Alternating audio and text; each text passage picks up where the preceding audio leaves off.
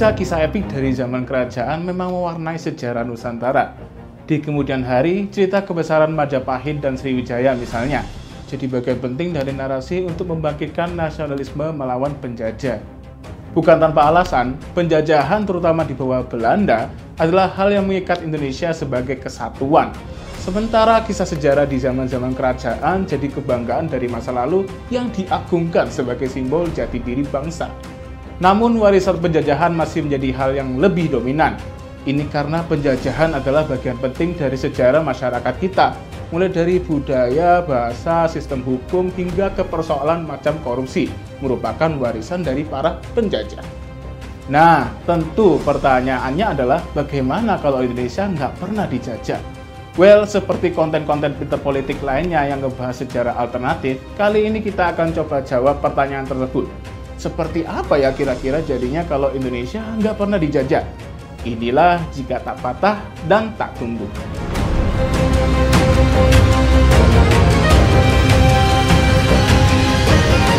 Sebelum kedatangan bangsa-bangsa Eropa, Nusantara memang sudah didiami oleh peradaban.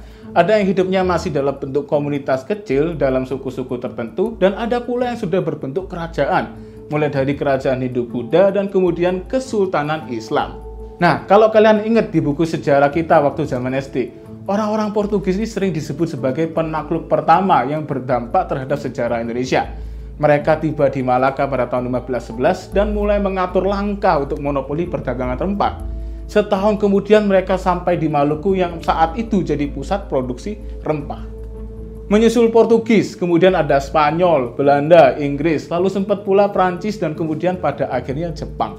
Masing-masing penjajah punya karakter dan ciri dan meninggalkan warisan masing-masing. I mean, sistem RT RW yang kita pakai saat ini adalah warisan Jepang loh. Dulu disebut Tonarigumi dan Azajokai. Nah, gimana kalau semua kisah sejarah itu kita hapus?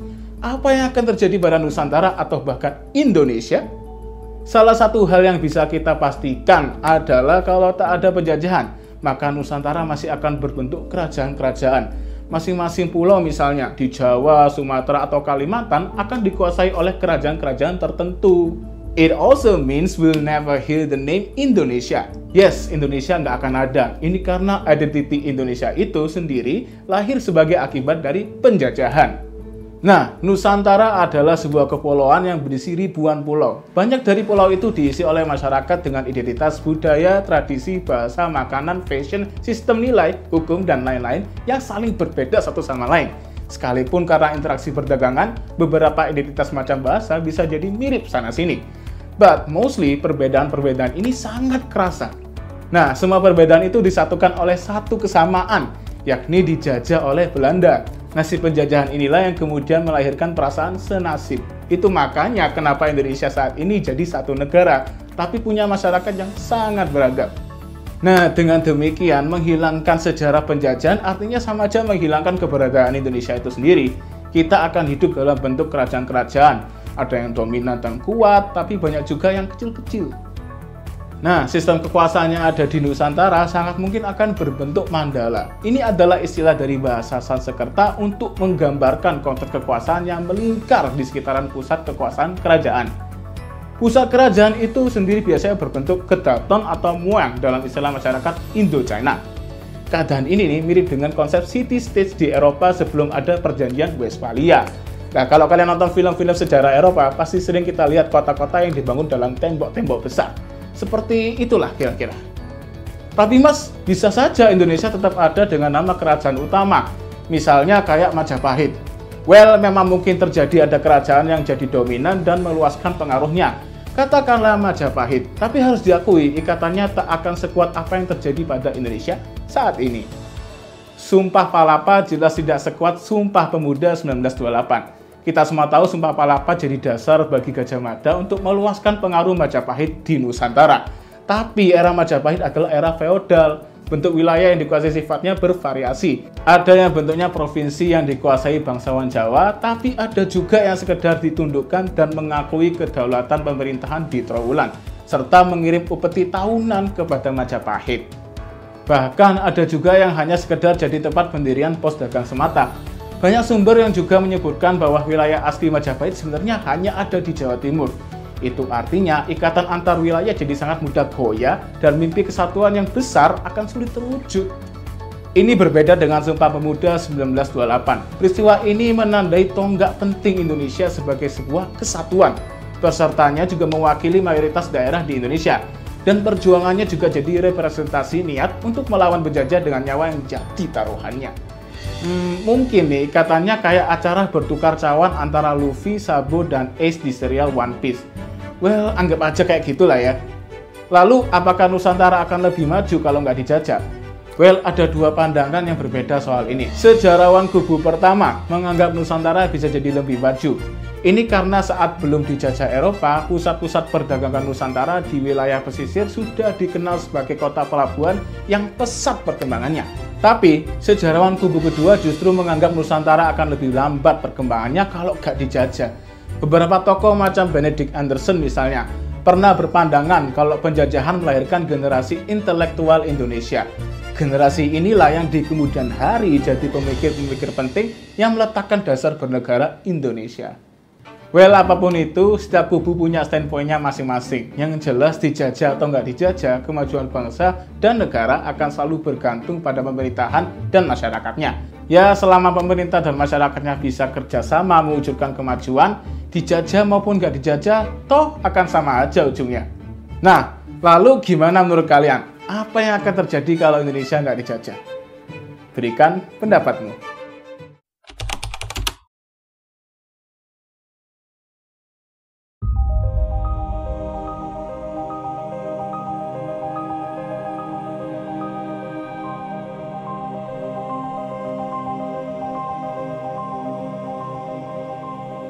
Tahun 161 Masehi menandai babak baru kekuasaan di Kekaisaran Romawi, tepatnya ketika Marcus Aurelius naik tahta.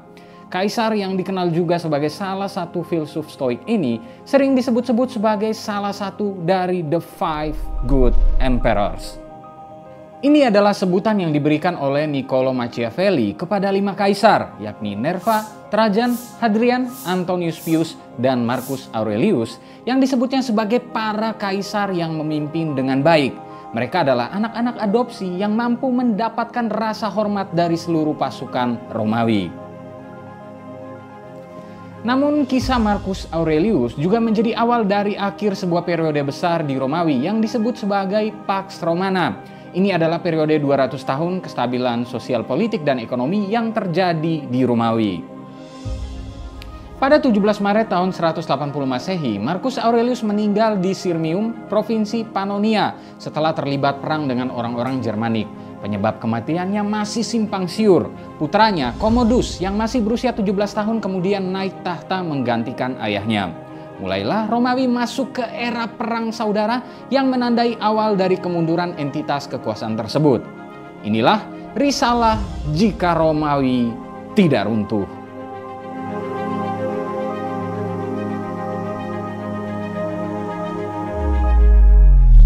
Kisah kematian Marcus Aurelius dan awal kekacauan politik di Romawi tadi bisa kalian saksikan di film Gladiator, sekalipun dengan bumbu-bumbu pemanis soal keterlibatan Commodus dalam kematian ayahnya ya.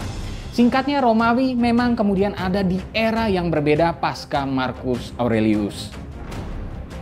Sejarawan dari era Romawi, Lucius Cassius Dio, menyebut Romawi yang bertata sebagai the Kingdom of Gold selama 200 tahun di bawah Pax Romana mulai berubah menjadi the Kingdom of Iron and Rust.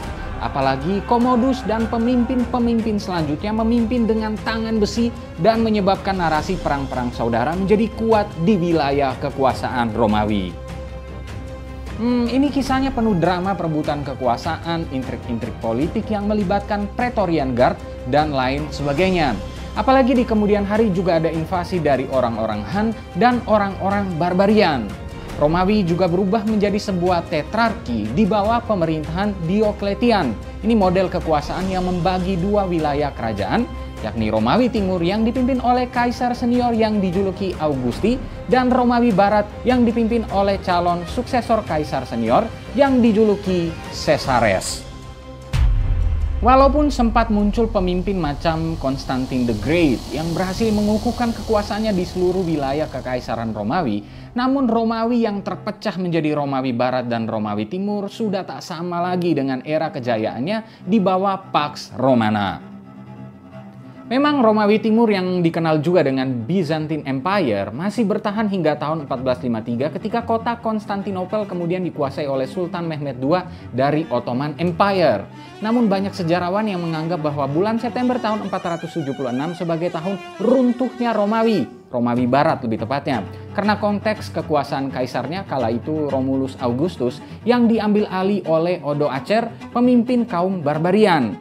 Eropa kemudian masuk ke abad kegelapan atau Dark Ages, istilah yang penggunaannya masih diperdebatkan oleh para sejarawan sendiri ketika praktis makin hilangnya status kebesaran Romawi di bidang ekonomi, intelektual, dan kebudayaan.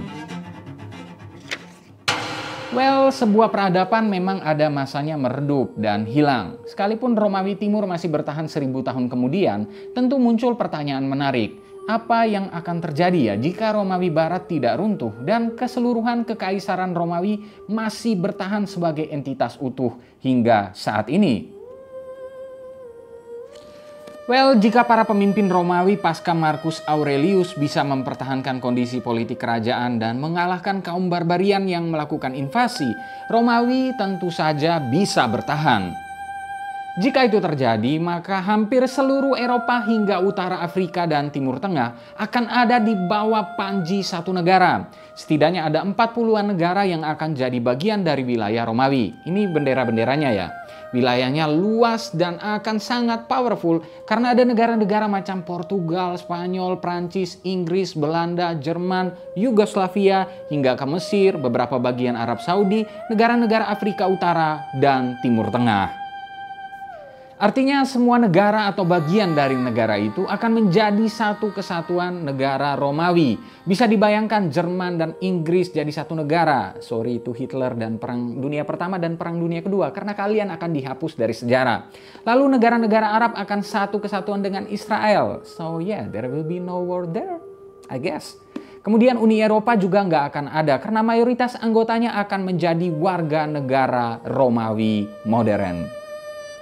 Identitas orang-orang Eropa akan menjadi lekat dengan identitas orang Romawi. So there will be no English or Germans or French. We are all Romans. Makin dahsyat lagi kalau Romawi berhasil menaklukkan Skotlandia. Ini juga akan berlaku untuk warisan budaya, hukum, pendidikan, seni, arsitektur, fashion, filsafat, dan lain sebagainya yang akan kuat rasa nuansa Romawinya. Kita mungkin masih makan dessert, maybe ice cream yang dicampur kecap ikan yang disebut garum. Karena orang-orang Romawi dulu suka mencampur garum ke segala jenis makanan termasuk dessert. Lalu bagaimana soal agama, Bang? Kalau yang kita bicarakan adalah Romawi era Pax Romana, maka paganisme adalah warna utamanya. Akan ada kuil untuk Jupiter, Juno, Minerva, Vulkan, dan dewa-dewi lainnya. Berasa kayak nama merek-merek motor. Tapi kalau yang kita bicarakan adalah Romawi pasca Konstantin, maka agama Kristen yang akan menjadi warna utamanya. Lalu soal bahasa, mungkin bahasa Latin akan menjadi bahasa yang populer karena pengaruh Romawi.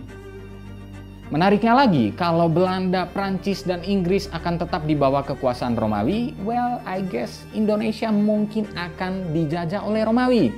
Atau kita mungkin tidak akan dijajah ya, di samping orang-orang Jepang tentunya. Kemudian, dengan kekuatan militer berbasis negara-negara yang ada di wilayahnya, jelas Romawi akan jadi salah satu negara superpower. Mungkin juga jadi anggota tetap Dewan Keamanan PBB. Kalau Inggris, Prancis, Spanyol, dan lain-lain ada di bawah Romawi, Amerika Serikat bisa saja tidak ada loh. Mungkin kita masih akan menyaksikan Gladiator ya, tapi versi Robot Wars atau Real Steel-nya Hugh Jackman. That's pretty cool. Anyway, kalian bisa punya versi perandai-andaian masing-masing juga. Intinya dunia akan sangat berbeda saat ini jika Romawi masih bertahan. At the end of the story, kita hanya bisa mengagumi kejayaan masa lalu Romawi. Sistem hukum, keilmuan, arsitektur, filsafat, budaya, dan bahkan kalender atau penanggalan yang kita pakai saat ini mayoritas merupakan warisan dari orang-orang Romawi. So ya, Romawi memang mungkin runtuh, tapi cita rasanya masih terasa hingga saat ini. Sebab seperti kata Marcus Aurelius, the happiness of your life depends upon the quality of your thoughts. Kecuali kecap ikan ke dessert tentunya.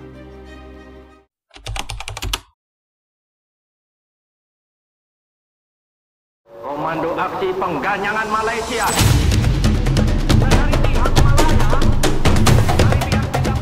Sekitar tahun 60-an, hubungan politik antara Indonesia dan Malaysia bisa dibilang sangatlah panas. Kami anti yaitu Malaysia, pikiran Inggris, pikiran imperialis Inggris. Sejarah menamakannya konfrontasi Indonesia-Malaysia, yakni konflik yang bermula dari persengketaan wilayah Sabah, Sarawak, dan Singapura. Di dalam perseteruan ini, juga terlahir sepatah kalimat yang sangat terkenal hingga sekarang, yakni Ganyang Malaysia. Kalimat tersebut diucapkan Presiden Soekarno sepanjang tahun 1963 dalam sejumlah pidatonya. Gerakan Ganyang Malaysia muncul setelah Malaysia dan Inggris mendorong pendirian Federasi Malaya pada 16 September 1963. Soekarno menilai ini sebagai pelanggaran langsung kesepakatan Perjanjian Manila. Padahal, dalam kesepakatan trilateral itu, Indonesia dan Filipina sepakat akan menerima pembentukan Federasi Malaysia apabila mayoritas di daerah yang hendak diakuinya diberi kesempatan memilih terlebih dahulu dalam referendum yang diorganisasi oleh Perserikatan Bangsa-Bangsa atau PBB. Alhasil, konflik bersenjata terjadi. Ratusan pejuang dari Indonesia dan beberapa negara persemakmuran seperti Inggris, Australia, dan Malaysia tewas dalam berbagai konfrontasi bersenjata yang terjadi di sekitar Semenanjung Malaya, Kalimantan. Akan tetapi, konfrontasi Indonesia-Malaysia berhasil dihentikan sebelum bertambah serius. Lengsernya Soekarno pada tahun 1965 membuat gerakan Ganyang Malaysia turut ditinggalkan. Tapi, bagaimana jika Soekarno berhasil mengganyang Malaysia sebelum diturunkan? Inilah apa yang akan terjadi bila Malaysia takluk pada Indonesia.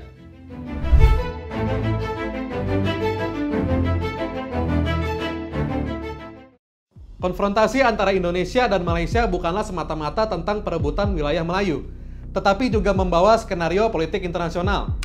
Seperti diketahui, Inggris adalah negara yang sangat mendukung pendirian Federasi Malaya. Malaysia sendiri bahkan dijuluki boneka Inggris oleh Soekarno karena hal itu. Kemudian, kita juga tidak boleh lupa bahwa masa itu adalah masa Perang Dingin. Pengaruh komunisme yang memang pada saat itu cukup tersebar di Asia Tenggara membuat kampanye Ganyang Malaysia menjadi perhatian internasional. Terlebih lagi, Soekarno pada saat itu disebut mendapat dukungan dari Tiongkok. Oleh karena itu, kampanye Ganyang Malaysia sesungguhnya juga adalah perseteruan pengaruh kekuatan antara kubu barat dan kubu timur di Asia Tenggara. Jika Soekarno memiliki kekuatan militer yang cukup untuk melakukan Malaysia dan Inggris, kita bisa prediksi dampaknya akan cukup besar. Pertama, dengan mengalahkan perwakilan barat di Asia Tenggara, Indonesia bisa dipastikan akan memiliki hubungan diplomatik yang lebih erat dengan Beijing. Dampak domestiknya, Partai Komunis Indonesia atau PKI juga akan mendapatkan kekuatan politik besar. Beberapa program PKI seperti Wacana Angkatan Kelima, yaitu angkatan bersenjata yang diangkat dari kalangan petani dan buruh, kemungkinan akan dapat dukungan Tiongkok. Akibatnya, kampanye anti neokolonialisme, kolonialisme, imperialisme, atau nekolim akan semakin menjalar di Indonesia, dan Indonesia sendiri akan semakin menjauh dari liberalisme ala Barat. Dampak internasional bila Ganyang Malaysia sukses juga tidak kalah menarik. Karena Indonesia akan semakin condong ke Blok Timur, maka bukan tidak mungkin bila Soekarno akan mendapatkan tawaran untuk memperkuat tenaga militer. Belajar dari hubungan Soviet dan Tiongkok yang erat, di mana Soviet mempercayai Tiongkok untuk mengembangkan nuklir, sangat mungkin bila Indonesia juga akan diberi bantuan dalam pengembangan senjata nuklir. Yes, jika kita berhasil Ganyang Malaysia, kita akan jadi negara pemegang senjata pemusnah massal. Terlebih lagi, keadaan alam di Indonesia memang sangat mendukung untuk penciptaan industri nuklir yang kuat. Data dari Badan Tenaga Nuklir Nasional atau BATN menyebutkan bahwa Indonesia setidaknya menyimpan 81.090 ton uranium. Tidak lupa juga dengan industri pertahanan konvensional, yang besar kemungkinannya lebih kuat berkali-kali lipat bila Indonesia lebih dekat dengan Soviet.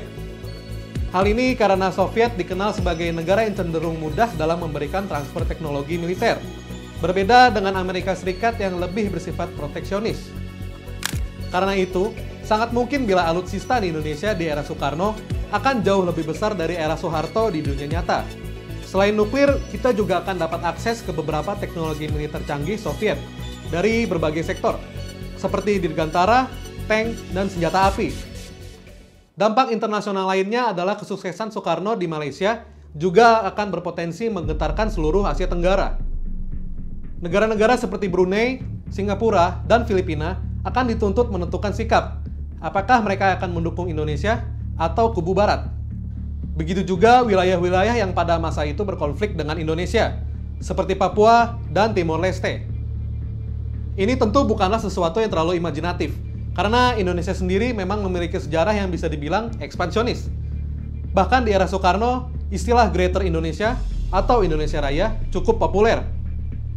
Indonesia Raya sendiri adalah konsep politik yang bertujuan untuk mempersatukan bangsa Indonesia atau bangsa Melayu, termasuk wilayah Timor Leste yang terpisah dalam wilayah koloni Eropa di Asia Tenggara. Karena itu, jika dibayang-bayangkan, Indonesia kemungkinan akan menjadi negara dominan di Asia Tenggara, layaknya Tiongkok di Asia Timur. Indonesia pun akan menjadi mercusuar anti-imperialisme dan Barat di bumi bagian timur. Tentu ini akan melahirkan konsekuensi. Seperti Tiongkok yang saat ini dipandang sebagai rival Barat, Indonesia barangkali juga akan dianggap sebagai potensi ancaman besar. Beberapa konflik akan dimainkan untuk melemahkan pengaruh kawasan Indonesia. Barangkali Perang Dingin sendiri juga akan berlangsung lebih lama, karena Amerika Serikat tidak hanya perlu meredam kekuatan Uni Soviet, tetapi juga harus berhadapan dengan aliansi antara Soviet, Tiongkok, dan Indonesia. Bukan tidak mungkin, bisa jadi negara-negara besar timur akan membentuk aliansinya sendiri sebagai penentang PBB. Anyway, bagaimana menurut kalian? Apa jadinya bila Soekarno sukses mengganjang Malaysia? Berikan pendapatmu.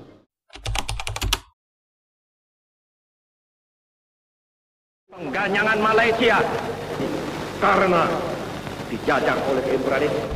Ganyang Malaysia, mungkin itu adalah intisari dari pidato Soekarno tadi yang ditampilkannya pada 3 Mei 1964. Dengan segala narasi anti-kolonialisme yang dibawanya, Soekarno memang ingin menunjukkan sikap kerasnya terhadap negara-negara Barat, terutama Inggris, yang masih bercokol di Malaysia kala itu.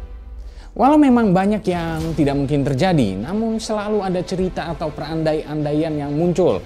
Misalnya, bagaimana jika Soekarno berhasil mengalahkan Malaysia dan pada akhirnya membuat Indonesia dan Malaysia menjadi satu negara? Bisa jadi Indo-Malay atau Malay-Indo gitu kali ya. Nyatanya, kalau kita bolak-balik buku sejarah, gagasan untuk menyatukan seluruh Melayu Raya atau Indonesia Raya di bawah satu negara pernah muncul jelang kemerdekaan Indonesia.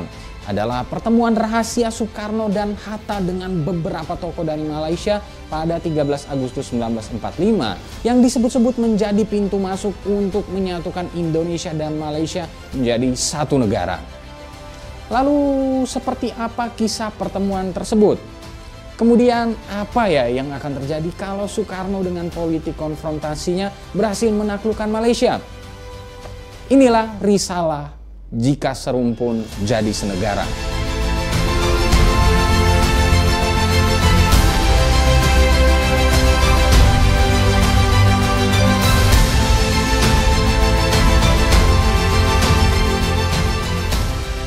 Kedekatan sosial politik antara wilayah Melayu dengan Indonesia sudah terjadi sejak zaman kerajaan Hindu-Buddha. Kerajaan Sriwijaya misalnya punya wilayah kekuasaan yang meliputi hingga ke wilayah Semenanjung Malaka. Perbedaan utamanya mungkin dalam konteks penjajahan, di mana wilayah-wilayah di Indonesia adalah bekas jajahan Belanda, sedangkan Malaysia dijajah oleh Inggris. Situasinya kemudian sedikit berubah ketika Jepang mulai kampanye politiknya di Asia Tenggara. Sejak Desember 1941, Jepang mengambil alih wilayah-wilayah di Malaysia. Sementara tanggal 10 Januari 1942 sering dianggap sebagai waktu awal Jepang menginvasi Indonesia. Nah, konteks dikuasai oleh Jepang ini mungkin menjadi salah satu persamaan latar waktu yang kemudian mendasari gagasan pembentukan sebuah negara yang meliputi wilayah Indonesia, Malaysia, Singapura, dan Brunei. Jadi ceritanya, setelah Hiroshima dan Nagasaki dibombardir oleh tentara sekutu, 3 tokoh panitia persiapan kemerdekaan Indonesia atau PPKI, yakni Soekarno, Muhammad Hatta, dan Rajiman Wedioningrat dipanggil ke Dalat, Vietnam, tepatnya pada 12 Agustus 1945. Mereka bertemu Marsekal Hisaichi Terauchi yang merupakan pemimpin tertinggi militer Dai Nippon. Terauchi menjanjikan akan memberikan kemerdekaan pada Indonesia, tepatnya pada tanggal 24 Agustus 1945. Nah, setelah selesai bertemu Terauchi, ketiga tokoh Indonesia itu tak langsung pulang ke tanah air. Mereka mampir dulu ke Singapura. Ahmad Mansur Suryanegara dalam buku Api Sejarah 2 menyebutkan bahwa mereka kemudian dipertemukan dengan beberapa tokoh Malaysia. Di antaranya adalah Ibrahim Yaakob dan Burhanuddin Al-Hemi. Keduanya merupakan tokoh yang mendirikan Kesatuan Rakyat Indonesia Semenanjung atau KRIS yang merupakan organisasi pro-unifikasi Indonesia dan Malaysia. Ibrahim Yaakob sendiri merupakan tokoh politik yang jadi pendiri Kesatuan Melayu Muda. Ini adalah organisasi nasionalis di Melayu yang berjuang melawan pemerintah Inggris. Di kesempatan pertemuan itu, Ibrahim Yaakob berkata pada Hatta, "Marilah kita membentuk satu tanah air untuk seluruh putra-putri Indonesia." Pertemuan ini sendiri memang difasilitasi oleh Jepang. Ada beberapa versi soal hasil pertemuan. Ada sumber yang mengatakan bahwa kedua pihak menyambut ide tersebut secara antusias. Namun ada pula yang menyebutkan bahwa tak ada deal yang terjadi pasca pertemuan itu. Jika ditarik sedikit ke belakang, sumber lain menyebutkan bahwa narasi penggabungan menjadi satu negara ini sempat pula dibicarakan dalam rapat BPUPKI pada 11 Juli 1945 dengan mayoritas anggota setuju. Namun entah karena perubahan konstelasi politik atau hal lainnya, hal tersebut tak pernah terrealisasi. Yang jelas setelah Soekarno dan Hatta kembali ke Indonesia dan dengan segala kompleksitas isu, misalnya terkait Jepang yang menyerah pada sekutu di tanggal 14 Agustus 1945, isu unifikasi ini akhirnya gugur. Apalagi para pemuda mendesak Soekarno dan Hatta untuk segera memproklamasikan kemerdekaan Indonesia di tanggal 17 Agustus 1945. Oke, balik lagi ke pertanyaan awal. Lalu apa ya yang akan terjadi jika Indonesia dan Malaysia benar-benar bisa menjadi satu negara? Well, sekalipun kemungkinan ini cukup kecil, mengingat kuatnya posisi Inggris di Malaysia kala itu dan bentuk dua negara ini sudah final. Namun kalau berhasil dipersatukan, luas wilayah negara kesatuan ini akan ada di urutan ke-12 di dunia. Indonesia sendiri kini ada di urutan ke-15 dunia dalam hal luas wilayah. Lalu tambahan 32,3 juta populasi Malaysia membuat negara kesatuan ini akan total didiami hingga 300 juta penduduk dan ada di peringkat keempat dunia. Lalu secara ekonomi, GDP Indo-Malay akan menyentuh angka 1,6 triliun US dollar atau ada di urutan ke-13 dunia. Secara militer, Indo-Malay akan punya sekitar 1,2 juta personil militer. Kemudian, konflik-konflik soal saling klaim budaya atau produk tertentu juga tidak akan terjadi. Sedangkan untuk bentuk negara, sangat mungkin Indo-Malay akan menjadi sebuah negara federasi karena pasti akan ada pertimbangan dengan Malaysia yang punya 13 negara bagian atau teritori independen lainnya.